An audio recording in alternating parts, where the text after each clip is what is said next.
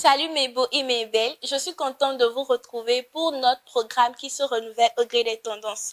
Installez-vous confortablement car il se passera des choses sur ce plateau aujourd'hui. Pour ce numéro, je ne serai pas seule, je serai accompagnée d'une charmante demoiselle que je laisse se présenter. Merci Roland d'être avec moi sur ce plateau. Merci à tous. Encore un nouveau visage. Je suis Roland, ravie de rejoindre l'aventure. Commençons l'émission du jour avec la revue de l'invité fiscale. Tu sais, à cause, derrière la caméra, se trouvent des personnes qui participent, dirigent l'organisation des images que nous voyons à l'écran. C'est le cas de notre invité du jour que je vous laisse suivre juste après le jingle.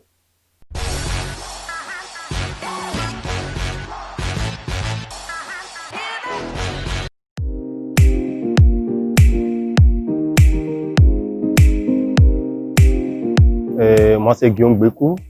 Je suis un acteur comédien et un metteur en scène.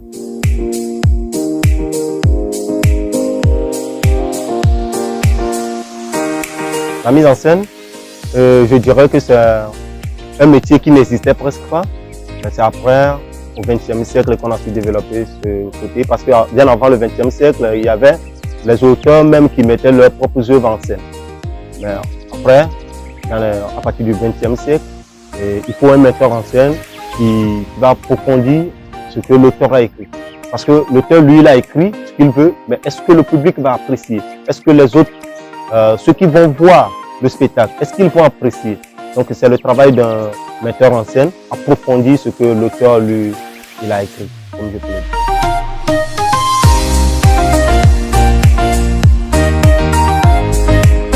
dire. Au début, moi, je m'attachais plutôt à la comédie. Je faisais du théâtre, des cantates. Déjà à 9 ans, j'ai commencé à faire des cantates dans la préfecture de Yoto, un peu partout, même dans les écoles, lorsque j'étais au cours primaire jusqu'au collège.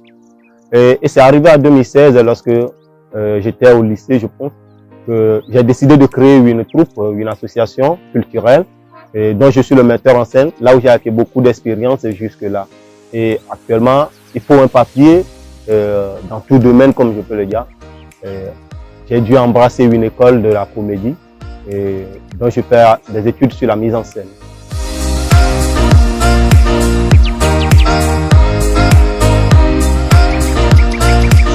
Être metteur en scène, c'est ridicule pour certaines personnes dans notre cher pays, le Togo, comme je peux le dire. Ça reste à revoir.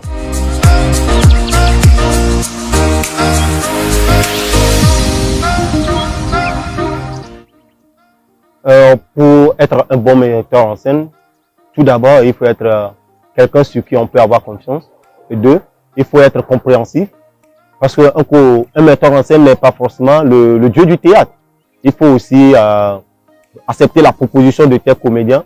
Et les comédiens ne sont pas tes esclaves, ce sont tes amis du travail, tes collègues sur qui tu dois avoir confiance. Et eux aussi, ils ont des propositions à faire que tu peux rejeter ou accepter. Mais rejeter, pas tellement. Il faut accepter et corriger, c'est mieux. C'est ça le travail de metteur en scène.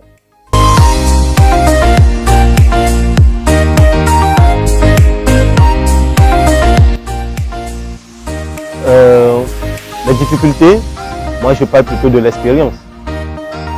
Surtout quand il faut mettre en scène comment on appelle, une pièce écrite par un autre auteur.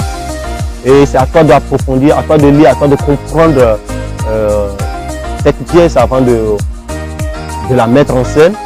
Et c'est un peu difficile à faire.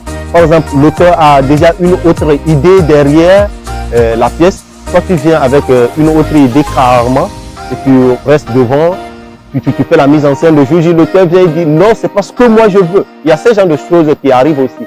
C'est pas ce que moi je veux. C'est pas l'intention que moi j'avais en écrivant ma pièce en fait. Donc il y a ce genre de difficultés qui arrivent aussi. Et aussi parfois nous rencontrons des comédiens qu'il faut souffrir avant de les mettre en scène en fait.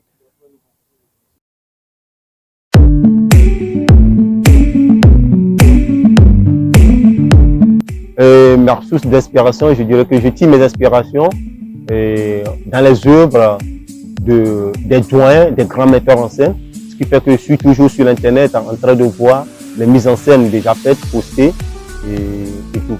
Alors, il y a des metteurs en scène togolais aussi qui m'inspirent beaucoup. il y a M. Joël Ajavon, et il y a Apedouama, il y a Norman qui est en France actuellement, M. Duty Malé et tout. Donc je tire mes inspirations de ces gens-là et doyens.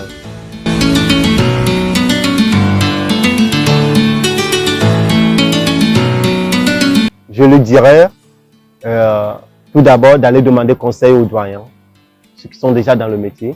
Et il va falloir qu'ils soient compréhensifs. Et il va falloir qu'ils comprennent le monde, c'est-à-dire l'humain. L'humain a différents caractères, comme je peux le dire. Tu vois?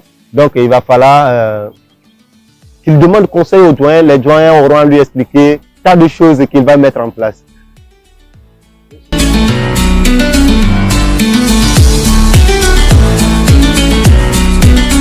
Mon mot de fin, premièrement, directement vers le public ou les comédiens, ou je dirais aux associations aussi, parce qu'il y a encore des associations aujourd'hui qui achètent les pièces théâtrales et venir partager les rôles, chacun reste à la maison, on bûche et puis on vient, tout le monde devait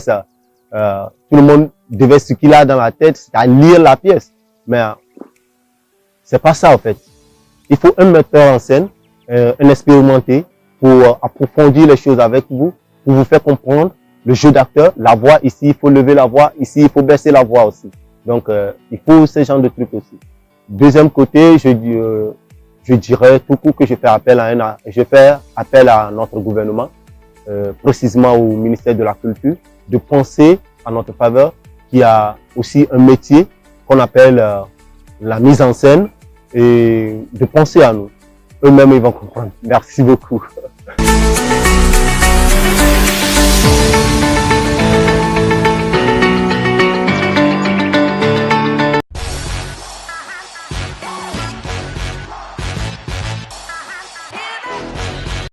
Waouh, je pensais que les metteurs en scène ne se trouvaient que dans les films hollywoodiens. C'est pour ça, à cause. Nous avons plein de talents cachés chez nous. Moi, j'en suis ravie. Continuons à présent avec la rubrique découverte.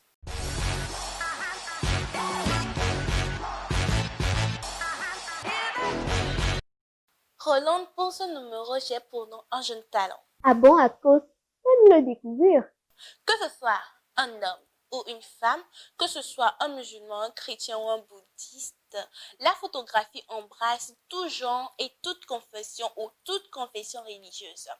Profitant de l'ingéniosité de son grand frère, directeur d'Aka Communication, passionné à photographier le naturel, que ce soit les plantes, les cases de village ou les arbres, rêvant de persévérer dans le domaine, de participer et de remporter les concours photo internationaux comme national, visualisons ensemble les réalisations d'Amadou Issifou Ashraf.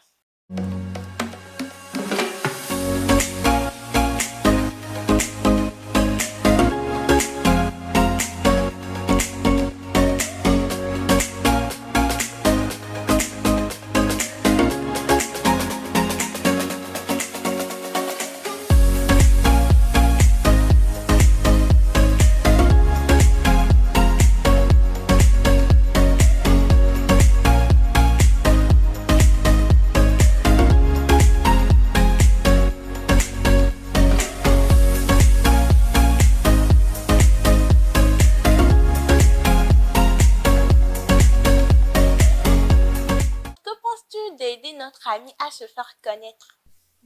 C'est pas une si mauvaise idée. Alors, quel est le nom de sa page? Le nom de sa page Instagram est Amadou Issifou Ashraf. Alors, chers abonnés, abonnez-vous et likez cette photo sur sa page Instagram Amadou Issifou Ashraf. Quittons Ashraf, passons à la dernière rubrique de l'émission.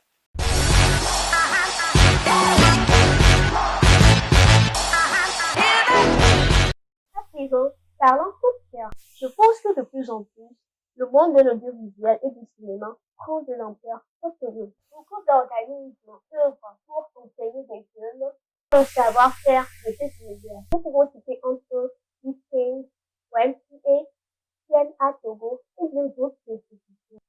Notons qu'ils ont formé des jeunes en une semaine. Bien sûr, pour la réalisation des 4 films présentés le mercredi 18 novembre à l'Institut français. Je vous laisse découvrir.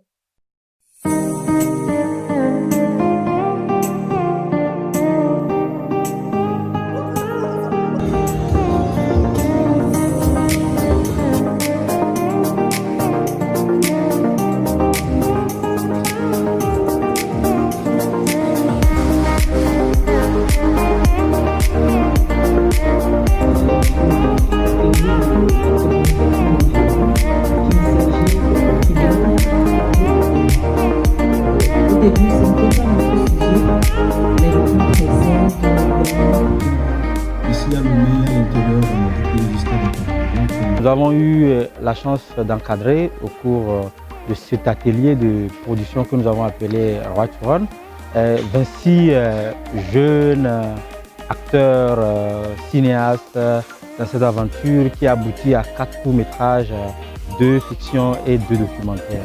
Je pense qu'on a eu des gens qui venaient de domaines différents, qui venaient de cultures différentes et qui n'avaient pas les mêmes niveaux de connaissances dans le métier, mais qui ont su quand même rendre possible la fabrication de ces films en se soutenant les uns les autres. Cette aventure, je suis venue apprendre en tant que cadreuse, chef op.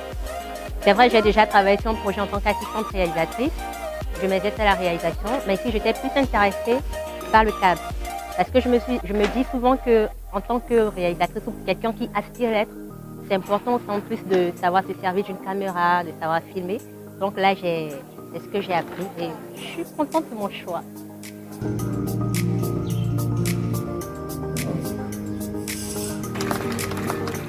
DG et tout ça.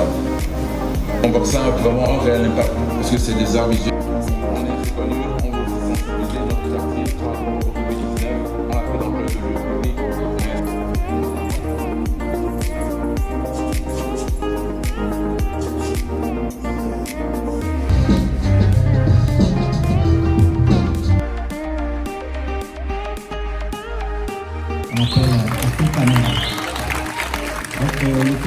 Retenons de cette soirée le fait que de nouveaux cinéastes sont nés, en fait. Donc des nouveaux ont rejoint la grande famille du cinéma togolais.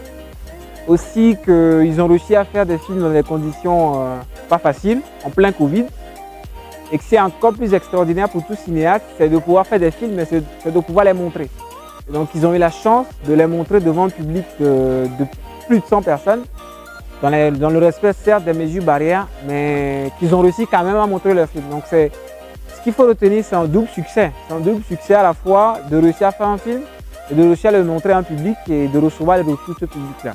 Donc c'est une étape importante pour tout cinéaste et pour eux, ça a été, j'imagine, une très belle soirée, quoi.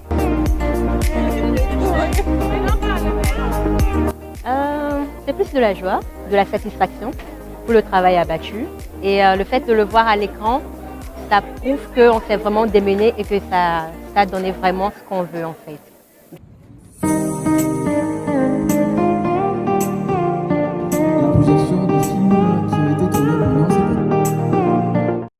Je n'arrive pas à croire que ces films ont été tournés en une semaine et avec autant de professionnalisme. Bien, on note aussi que certains organisateurs de ce projet sont des piliers du Festival de cinéma Émergence, dont la 7e édition se déroulera du 1er au 5 décembre 2020 à Lomé.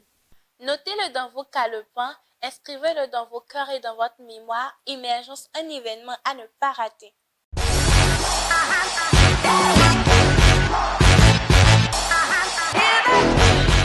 J'espère que vous avez profité du moment que l'on a passé ensemble.